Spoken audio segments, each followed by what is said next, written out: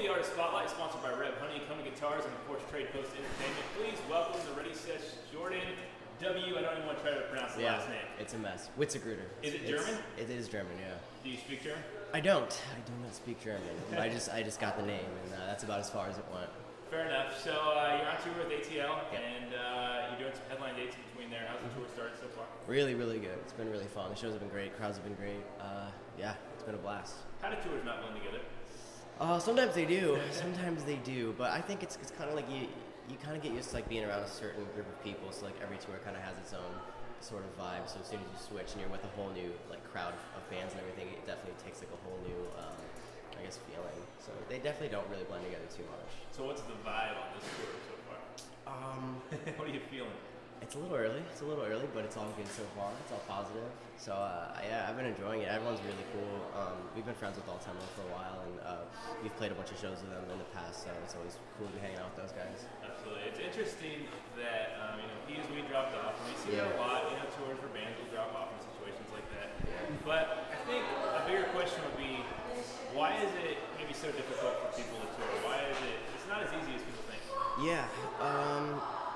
I don't really know. I think I feel like what it might come down to for a lot of people is it's hard for them to be away from home, away from like their friends and family, as much as you end up being. So that could be one thing. But I guess for me, it feels more normal. Like I feel more at home on the road than if I'm at home. So I don't really know. I mean, there's a lot of different things, especially if you're touring. Like if you're touring in a van, you're with 9 other people all the time, just crammed in a little area. So it kind of can start to suck after a while. But yeah.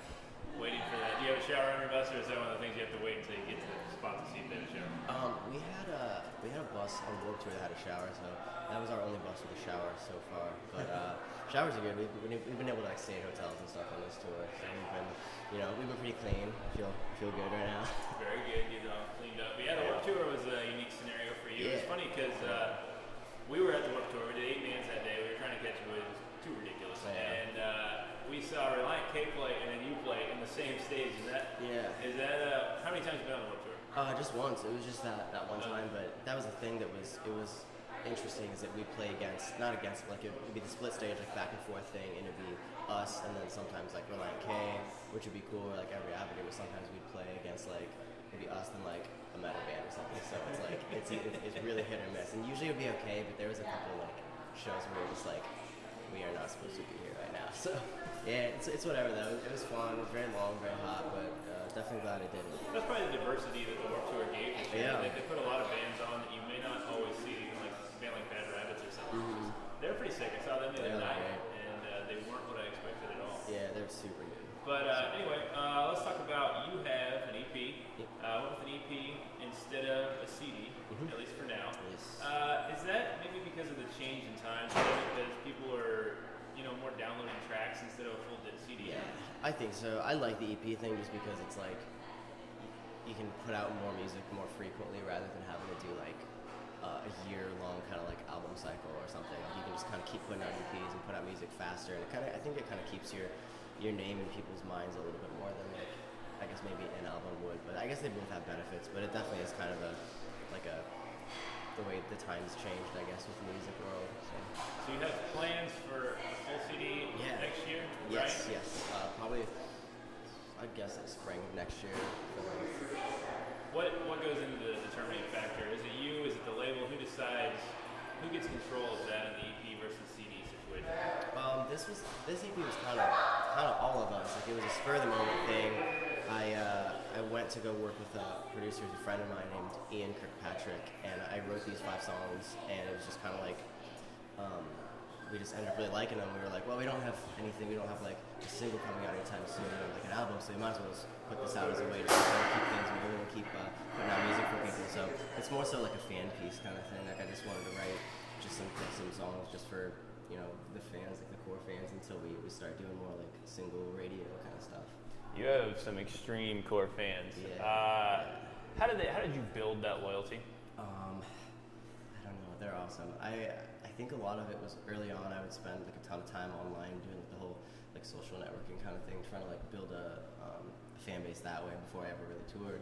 So I kind of built up like a cool, like a decent amount of people, enough to the point of where I could book shows and play everywhere around the country kind of on my own. And after doing that, I guess, doing that for I guess it's been like 3 years now, meeting people every night after shows, like going, like hanging out and all that kind of stuff. I think you just kind of start to build sort of a weird relationship or connection sort of thing. So it's cool. Like it's cool getting to like meet fans and everything, and see them come back multiple times with more people and bring more friends with them. So it's definitely awesome. Is it a little too close sometimes? It can be. There's a fine line definitely, but I don't know. I don't really know what that fine line is. I think with things like Twitter and stuff, you're pretty much like everything's out there. Like there's not many things that are very well hidden, really, from I guess people. So yeah, we can do that. A fan named Haley wrote in and wanted to know, and you get a lot of questions about what's your inspiration, where the band name came from, blah blah blah blah. But this is actually kind of a decent question. So props to you, Haley. She said, what is it that your inspiration comes from, as far as is it negative or is it positive times? I thought that was a little bit better than just where's your inspiration come. Like, do you find inspiration in your negative moments? Yeah, or usually. when you're positive? Usually, it's really weird. If I'm usually I can write like the happiest, most upbeat song if I'm in a really weird, like bummed out mood. I feel like it's easier to be inspired if you're kind of like not feeling awesome. I think it's kind of the thing that makes you feel awesome a little bit. So that's kind of how it is for me. But it really it's kind of a little bit of everything. Like I've written songs in awesome moods and I've written songs in like terrible moods, and they definitely do. They change. Like they definitely I don't know. It definitely affects it though, for sure. Are you a pessimist or an optimist? Try to be an optimist as much as I can. Okay. Yeah. So I don't understand how when you're like when I'm feeling down, I don't feel like anything's good coming out of my life. So how do good things come out of negative moments? I don't know. I think the biggest thing for me is just to try to think. I just start going through things in my head, like things that are awesome, like things that I just am happy about pretty much. And usually, if I do that for a while, that kind of brings me back up a little bit. So that's the thing, is like just being just being thankful for things, and I think that can usually kind of change everything. That's like a huge thing for me, especially with like everything that I'm doing. Like I'm really glad I get the opportunity to do this and to do the whole music thing. So it's definitely, I have a lot to be happy about. So I don't really get too bummed out that much. Fair enough. I think you'd have a lot to be happy about too, being able to travel the world as much as you do. Yeah. Lastly, Jordan, what are we going to see from the Ready Set live show tonight? Oh man, tonight, a lot of energy. I'm hoping. Yeah, I think it'll be fun. We're just pretty much going out, just playing a fairly quick set, just a bunch of energy songs right one after the other, and that's it. There's not really any production. It's just kind of on and off, just I guess explosion of fun. What did Pete Wentz see in you on stage that he thought set you apart? I have no idea. I don't really know.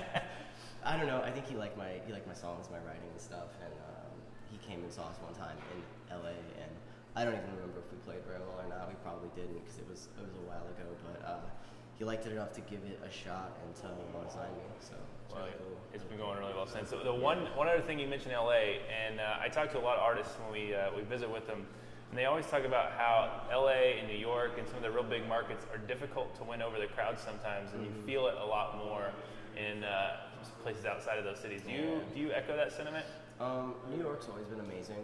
I don't think I've ever played a show in New York that I didn't love. Like the whole East Coast has always been great, because that was kind of where I started touring. But LA is definitely different. It's definitely like a very, very different vibe. And I think a lot of that is most people who go are like your label people, like people who kind of work for you or whatever. So it's like a big like brigade of them in the back, and then like a few kids who come on the show. And I don't know. It's token weird. Kids sprinkled in. Yeah, it's weird because like sometimes we'll play LA shows that are insane. Sometimes there's like no energy at all, and then we'll go a show an hour away or something in like Anaheim, and it'll be like incredible. So it really just depends. I think a lot of it is probably like the venue and like what night it is and what area it's in, and I don't know. There's probably a lot of different factors, but it's definitely different. The smaller towns, I think, a lot of the time are way crazier.